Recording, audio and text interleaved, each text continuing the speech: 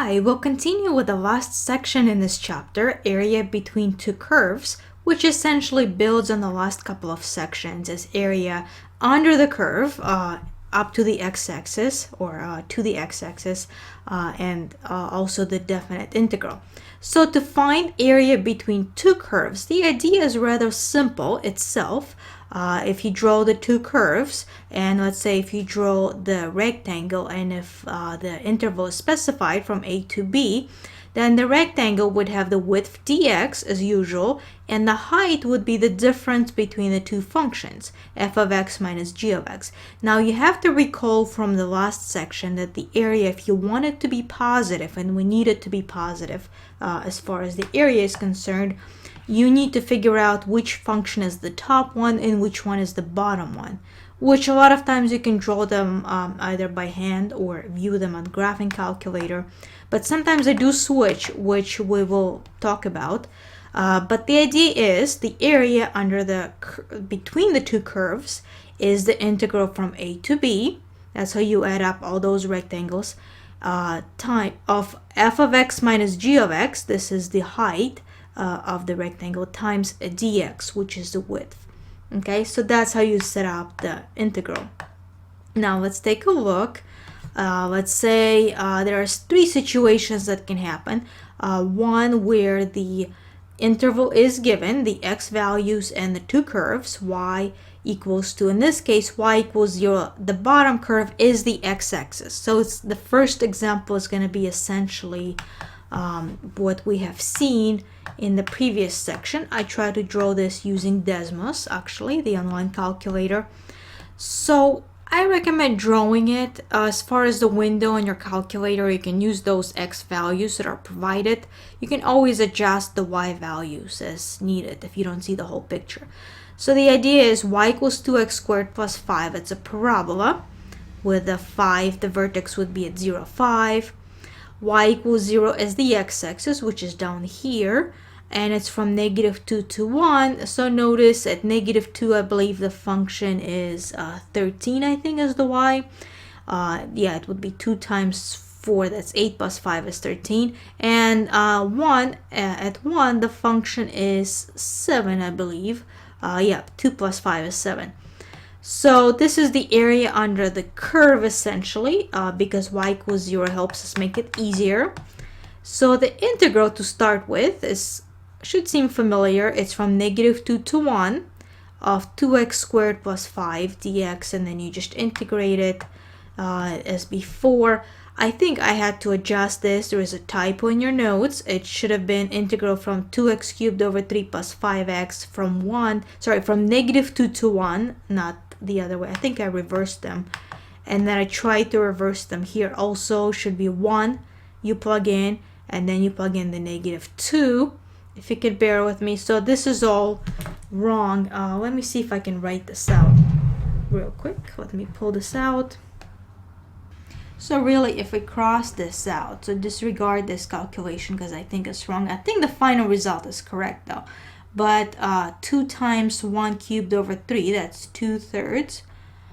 So I'm just going by what I have here. Plus 5 times 1, that's just plus 5. And then minus, you open up the parentheses. Then we have 2 times negative 2 cubed, so that's 2 times 8. That's 16 over 3rd. And I think it should be a negative also because it's cubed. And then plus 5 times negative 2, so that should be negative 10. So I think the final answer remains the same because I'm getting 2/3 plus 5 plus 16/3 and then plus 10, I believe. So the final answer should be 18/3. We combine the thirds plus 15, which 18/3 is essentially 6 plus 15, and so the answer is 21. So the final answer remains to be the same, so that's equals to 21. Okay, so then for the next one, now for the next example, here is a different situation that can occur. If the interval is given, but the two curves, which in this case is 2x and x squared minus 3, they intersect. So the top curve and the bottom curve switch if they do intersect. So notice what happens is they do seem to intersect at -1 and -2. So if you plug in -1, you should get -2 for both y equals 2. That's how you can figure out the intersection point. You can also set them equal to each other. So since they switch, at first it looks like the parabola, which is x squared minus 3, is the top curve. It's from -2 to -1, I believe. X squared minus 3 is the top one. 2x is the line, is the bottom one.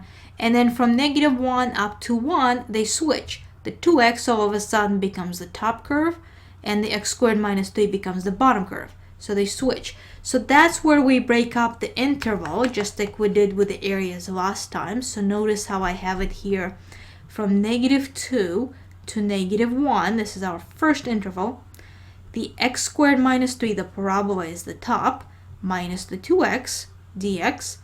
Then the second interval is from -1 to 1. Now notice 2x is the top curve, minus x squared minus 3 dx.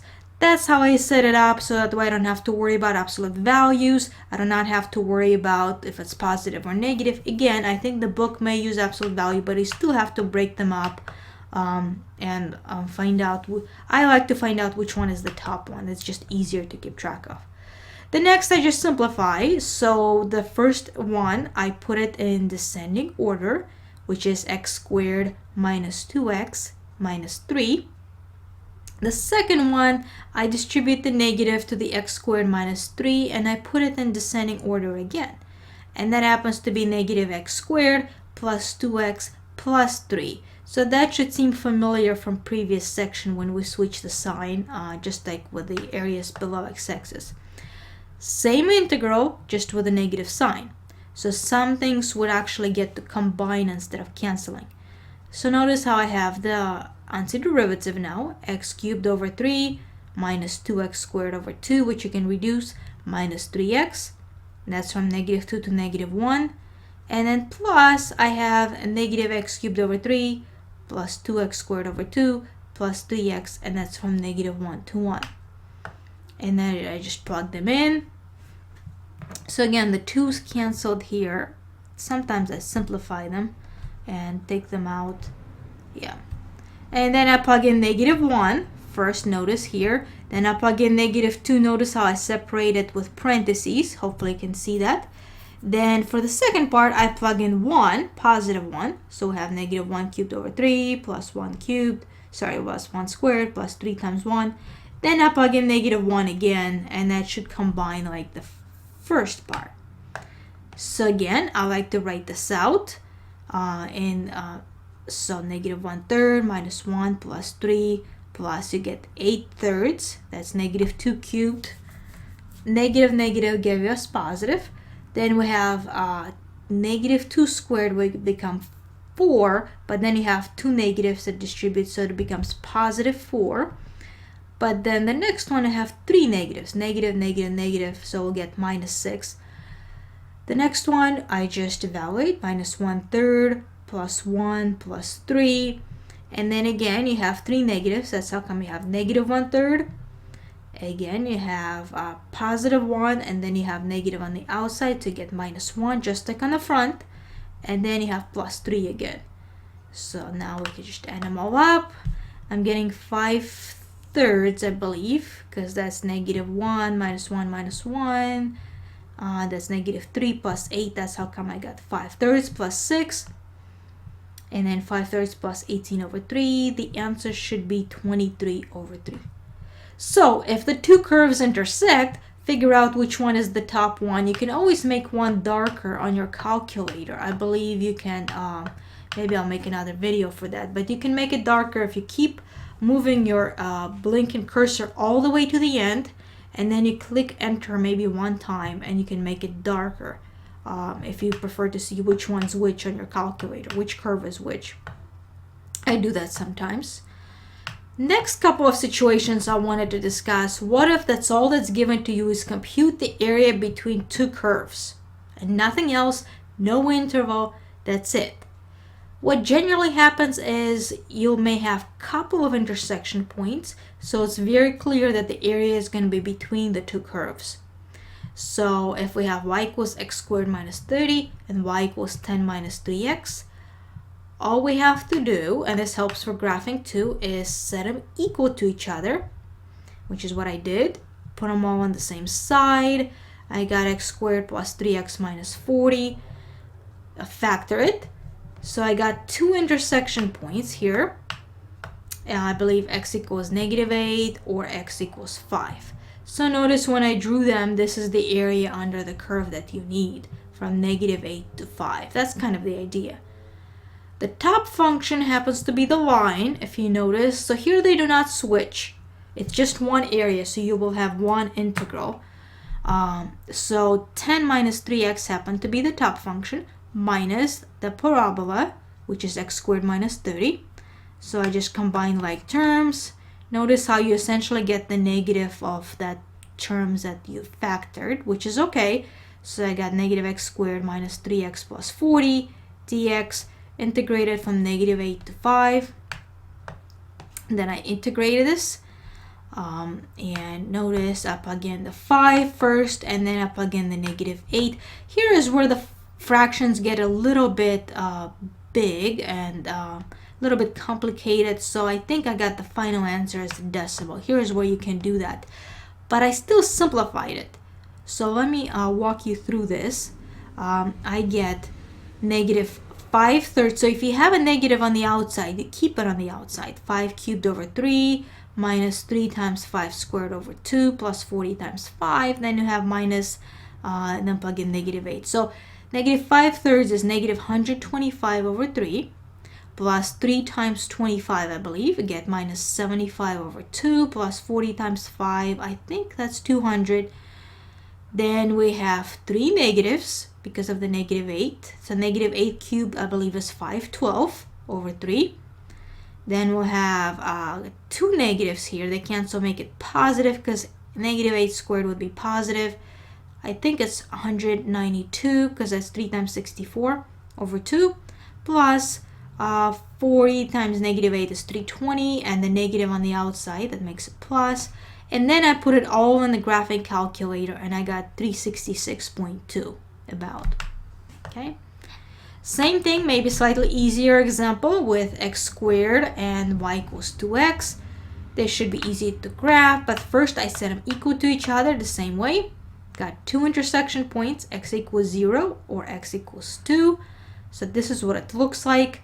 Again, 2x, the line, happens to be the top because parabola, the higher the exponent, the lower it is actually between 0 and 1. Well, here it happened to be lower all the way around. So from 0 to 2, this is what we have. And the integral is easy to set up, relatively. So it's from 0 to 2, which are your x interval, of 2x is the top function minus x squared is the bottom function. Nothing to simplify here. We can just integrate. And I believe I just plugged in 2 at the end, so I got the 4/3 as the answer. Okay, so that's the idea. I think I did one application. There's several in that section, but let's talk about this one. Here is the net savings situation.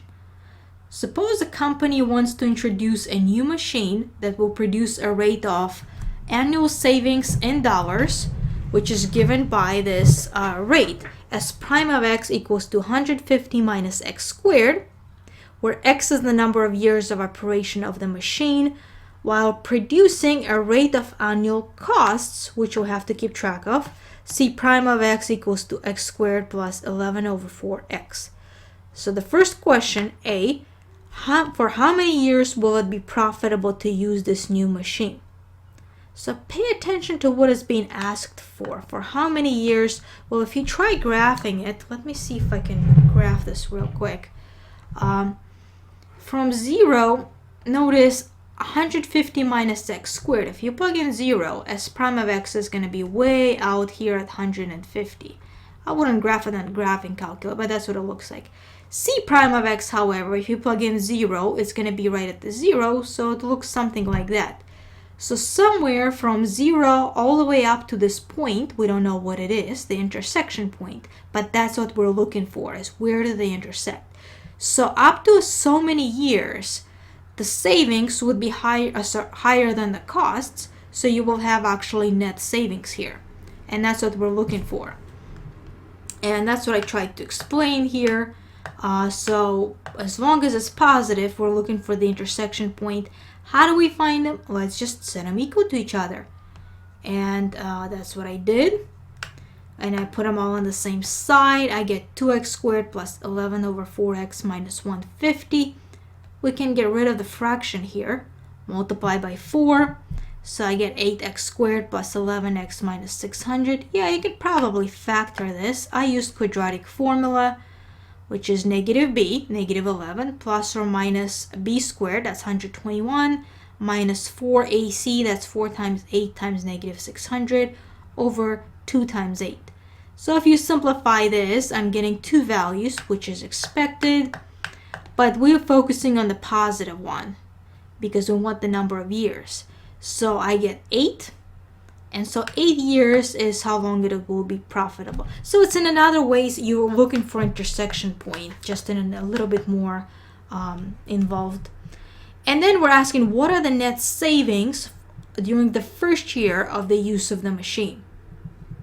So the net savings, if you think about it, that's actual savings minus the actual cost. So you can integrate from 0 to 1. The savings, if you recall, the rate was 150 minus x squared minus the cost, which is x squared plus 11 over 4. And so you can simplify this again. I just integrated it and then plug in 1. So you get 147.96 as a decimal, which is about $148. Then the question is, what are the net total savings over the entire period, which was from 0 to 8. Same exact computation, but we plug in 8 at the end, and I get $771. And that's it for this section.